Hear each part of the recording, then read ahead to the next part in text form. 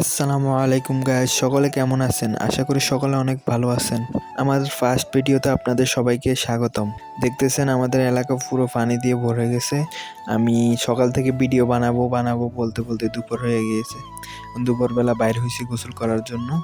গোসল করতে গিয়ে দেখি যে পুরো পানি দিয়ে ভরে গেছে পুকুরটা। আর 2 দিন যদি বৃষ্টি হয় ভালো করে, একদম পুকুরের পানি রাস্তায় উঠে যাবে। পানি অনেক ঠান্ডা, কিন্তু আমরা গোসলটা সেরে ফেললাম।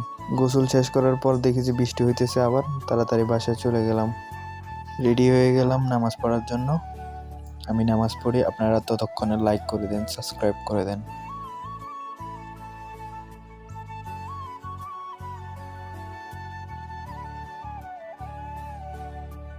নামাজটা শেষ করে হালকা করে দোয়া করে ফেললাম। কম্পিউটার চালাইলাম, কম্পিউটারে একটু দেশের অবস্থা জেনে নিলাম, দেশের কি অবস্থা।